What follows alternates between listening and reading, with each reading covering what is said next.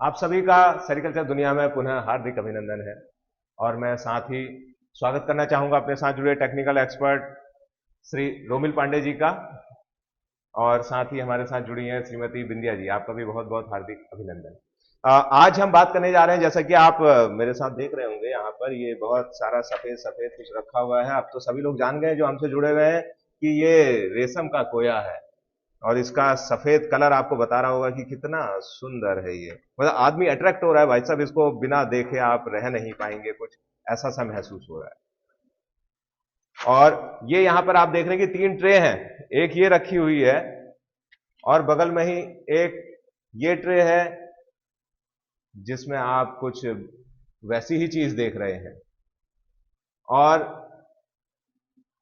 एक ट्रे और है जिसमें भी आप कुछ ऐसी चीज देख रहे हैं, लेकिन इन तीनों का ही अपीयरेंस, मतलब कैसी दिख रही है, वो थोड़ा सा डिफरेंस है। तो यहां पर हम देखेंगे कि ये 3 चीजें जो है, 3 चीजें अलग अलग हैं। ये जो बहुत ही अच्छी क्वालिटी का ककून दिखाई दे रहा था आपको, कोया।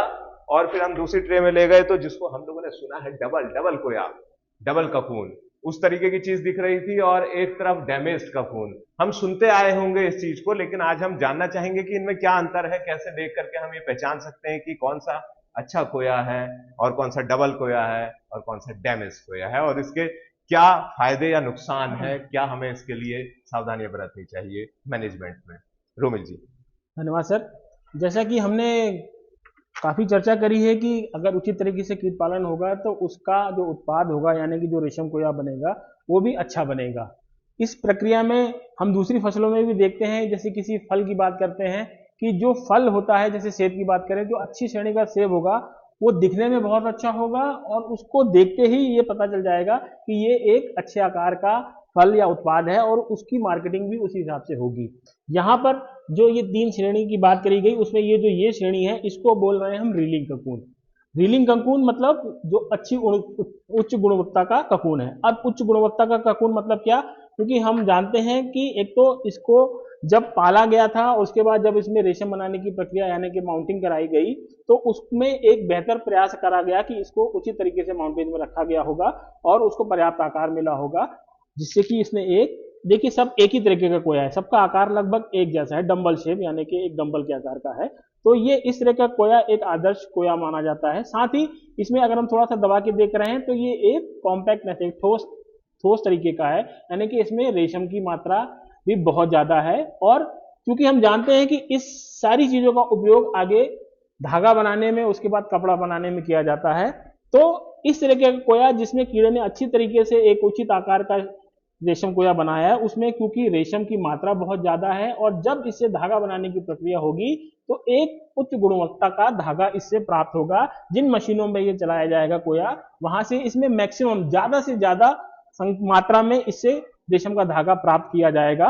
और इसीलिए जो व्यापारी या जो भी क्रेता होते हैं जो इससे आगे धागा बनाते हैं, वो इस तरीके के ककून को खरीदना पसंद करते हैं, क्योंकि इससे उनको धागा बनाने के लिए पर्याप्त मात्रा में रेशम की मात्रा मिल जाती है और उनका उसमें भी लाभ प्राप्त होता है। रोमिल जी, मैं भी इसको आपकी तरह ऐसे पकड़ के देखना चाहूंगा कि जैसे आपने बताया कि ऐसे पकड़ने पर इसमें कॉम्पैक्टनेस होती है, क्या वाकई में ऐसी है, देखें। हाँ, रोमिल जी की बात तो सच है।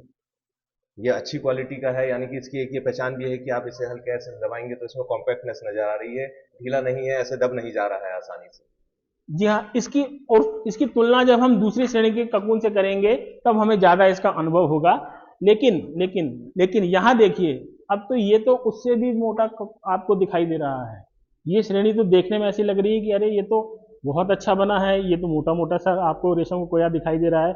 इसके तो बगल में वो वाला ककून भी रख के देखते हैं। जी हाँ, ये देखिए, दोनों की तुलना करेंगे, देखेंगे आप तो ये रीलिंग कोया जिसको हम कह रहे हैं कि बहुत अच्छी श्रेणी का कोया है, और ये डबल कोया जिसको कि हम कह रहे हैं कि ये रीलिंग कोये से निम्न श्रेणी का कोया है। जबकि देखने में तो ऐसा कहीं से नहीं लग रहा है, ये तो रोमिल जी, बहुत। हमें तो लग रहा है कि जो ये वाला कोया है ये महंगा बिकता होगा और ये इसको ज्यादा अच्छी क्वालिटी का कहा जाता होगा। ये तो बहुत हल्क शेप का लग रहा है, मतलब बहुत ही बड़ा मजबूत सा, गठीला।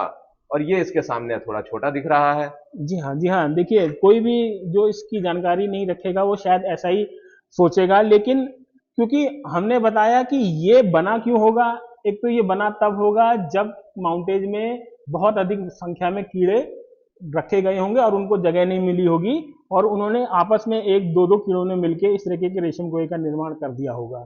तो ये एक तकनीकी कमी के कारण बना हुआ रेशम कोया है, जो कि बड़े शेप में दिखने के बाद भी रीलिंग की दृष्टि से, क्योंकि इससे धागा बनना है, उस दृष्टि से इसलिए अनुकूल नहीं होता है, क्योंकि जब इसको रीलिंग मशीन में लगाया जाएगा तो जहां पर इन दो कीड़ों ने जब आपस में मिल के ये रेशम कोया बनाया होगा, जहां उन दोनों का जोड़ होगा, वहां से ये धागा बार बार टूटता रहेगा।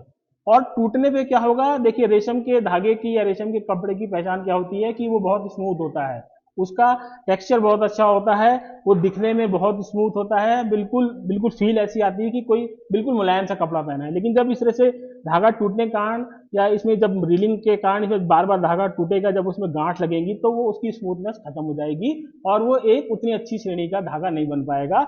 इसलिए जो रीलिंग के लिए ये कोया उस तरह से उपयुक्त नहीं होता है जैसा कि ये ए श्रेणी का कोया होता है। इसलिए तो, ये दिखने के बाद भी, मोटा दिखने के बाद भी इसकी वैल्यू कम हो जाती है।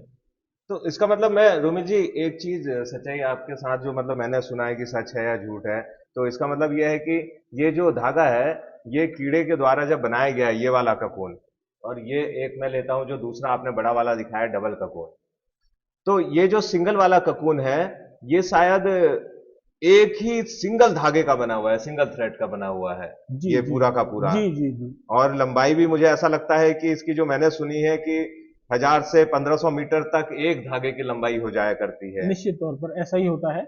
और जो ये है ये दो ने बनाया है, तो इसका मतलब ये जब हम इसे रील करेंगे तो टूट जाएगा जहां पर ये दोनों जुड़े होंगे, रेशम के दो कीड़ों ने मिलकर जोड़ जहां पे आया होगा, वहां से बार बार ये टूटता रहेगा। अच्छा, इसका मतलब इसको जब बनाया जाएगा तो ये सिंगल होगा, पूरा एक धागा निकलेगा, तो मतलब धागे के बीच में गांठें नहीं पड़ नहीं, रही होंगी, बिल्कुल जो कि इसके धागे के बीच में पड़ जी हाँ, रही होंगी। बिल्कुल होगी। इसी कारण से ये बड़ा दिखते हुए भी उस तरीके से मूल्यवान नहीं है जितना कि वो रीलिंग हाँ, ककून का हमारा ए ग्रेड का ककून है। तो क्योंकि हम जान सकते हैं इसलिए कि जिस धागे में गांठें पड़ेंगी ज्यादा, उससे तैयार जो कपड़ा होगा उसकी क्वालिटी कम होगी, क्योंकि उसमें गांठें धागे में ज्यादा होंगी, तो उसकी फिनिशिंग उतनी अच्छी नहीं आएगी। और जिसमें धागे में ज्यादा गांठें होंगी, जो बड़ा भी दिखाई दे रहा है हमें, इसके धागे में ज्यादा गांठें होंगी, तो इससे तैयार वस्त्र जो होगा उसकी क्वालिटी, उसकी फिनिशिंग कम होगी, जिससे उसका रेट कम लगेगा। इसलिए ये ज्यादा महंगा और ये सस्ता है। एक और हमारे पास है रोमिल जी, कृपया उस पर भी प्रकाश डालें। जी हाँ, देखिए अब ये जो ककून जो कि बहुत कम मात्रा में है फिलहाल यहाँ पर, क्योंकि कीट पालन अच्छे तरीके से हुआ है, लेकिन ये भी एक श्रेणी है जिसमें आप देख रहे हैं बिल्कुल हल्का सा, बिल्कुल खोल जैसा, जैसे इस ककून को देखेंगे आप कि अंदर कीड़ा भी दिख रहा होगा, ऊपर से बिल्कुल ये पारदर्शी है, यानी कि इसने रेशम ककून बनाने की प्रक्रिया तो प्रारंभ करी, लेकिन हो सकता है कि ये कीड़ा उस तरीके से ताकतवर नहीं रहा हो, इसमें रेशम ग्रंथि का उतना विकास ना हुआ हो, और इसने थोड़ा बहुत ककून बनाया, उसके बाद ये कीड़ा या तो मर गया या इसमें उतनी ताकत नहीं थी, उतना ही बना के इसने छोड़ दिया। और ये बिल्कुल बिल्कुल ही निम्न श्रेणी का, यानी कि हाथ से अगर इसको छू भी रहे हैं तो डर लग रहा है कहीं ये पिचक ना जाए और अंदर के कीड़े का द्रव्य हमारे हाथों में ना लग जाए, तो ये डैमेज श्रेणी का कोया कहलाता है। और ये कोया जो होता है ये कई कारणों से होता है। ज्यादातर तो ये होता है कि देखिए उतने समय तक इसने भी पत्ती खाई और उतने समय के बाद इसने भी पत्ती खाई और सब कीड़ों ने एक समान पत्ती खाई, लेकिन रेशम कोया बनाते समय ये बहुत निम्न श्रेणी का कोया बना है। तो हो सकता है कि कहीं पर घना रह जाता है कीड़ा, या कहीं पर कीड़ा शुरू से कमजोर हो जाता है, उसको छट नहीं पाता है, तो ऐसी स्थिति में ये इस तरह के कोए के रूप में लास्ट में ये दिखाई देता है, जो कि निम्न श्रेणी का होता है। इसको तो कतई भी इस दोनों श्रेणियों से बिल्कुल अलग माना जाए। ये ना तो रीलिंग के लिए काम आ पाएगा, ना ही ये इसका कुछ उपयोग जरूर हो सकता है, लेकिन ये जो डैमेज कोया होता है इसको तो किसान ये समझिए कि ये एक ऐसी श्रेणी है जो कि किसी दूसरी फसल में होती तो शायद वो बिक्री के लिए भी नहीं जाती, लेकिन रेशम मार्केट में या रेशम कोया बाजार में ये भी श्रेणी बिक जाती है, तो उस रूप में तो किसान को थोड़ा बहुत फायदा हो जाता है। लेकिन कोशिश यही करनी चाहिए कि इस तरह का डैमेज कोया कीट पालन में कम से कम या बिल्कुल ना ही उत्पन्न हो। हाँ रोमिल जी, ऐसा जरूर दिखाई दे रहा है इसमें कि ये इसका हमें बहुत अच्छा दाम मिलेगा, और इसका हमें इससे काफी कम दाम मिलेगा, और जो एक अंतिम श्रेणी हमारे पास है इसका दाम शायद बहुत ही कम हमें मिलेगा, और इसका मतलब उसका भी दाम मिलेगा। तो हम ये सोच सकते हैं, जो हमने सुना है कि रेशम का उद्योग एक ऐसा उद्योग है जिसमें कुछ भी बर्बाद नहीं जाता। क्या ये सच है? जी हाँ, बिल्कुल। देखिए, कोई दूसरी फसल होती है, किसान भाई और फसलें भी करते हैं, मंडियों में भी ले जाते होंगे, तो वहाँ जानते हैं कि जो थोड़ी बहुत कम या खराब चीज उनकी फसल होती है, उसको तो वो मंडी में ले भी नहीं जाते हैं, घर में या खेत में ही वहीं छोड़ देते हैं, फेंक देते हैं। लेकिन यहाँ पर जो भी उत्पाद है, अच्छी श्रेणी का उत्पाद है तो उसका बहुत अच्छा दाम मिलेगा। डबल कोया हो गया है तो थोड़ा निम्नतर मिलेगा। लेकिन अगर कोई ऐसा कपूर भी है जो बिल्कुल ही खराब हो गया है और किसान उसको फेंके नहीं, उसको भी बाजार में अलग रूप में लेके जाए, उसकी भी बिक्री हो जाएगी, क्योंकि सरकार का उद्देश्य यही होता है कि किसानों को उसके उत्पाद का भरपूर दाम मिले, तो रेशम उद्योग के रूप में उसको हर श्रेणी के उत्पाद का उचित मूल्य मिल जाता है।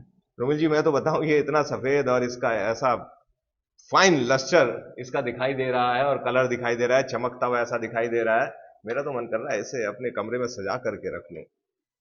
क्या आप लोगों का नहीं कर रहा है? वाकई बहुत शानदार चीज है। क्वालिटी तो क्वालिटी होती है, गुणवत्ता तो गुणवत्ता होती है। खैर, आज हमने ये बहुत अच्छी जानकारी ली और मैं रोमिल जी का बहुत बहुत धन्यवाद करना चाहूंगा कि आपने हमें कोई की विभिन्न श्रेणियों के बारे में नाना प्रकार की जानकारियां दी, जो अवश्य ही हमें लाभ पहुंचाएंगी। और साथ ही मैं जो है श्रीमती बिंदिया जी का भी बहुत बहुत धन्यवाद करना चाहूंगा कि आप हमारे साथ हमेशा जुड़ी रहती हैं और अपने किसान भाइयों को हम सभी जो है एक अच्छे उत्पादन की और एक अच्छे आय की और अपने विकास की शुभकामनाएं देते हैं।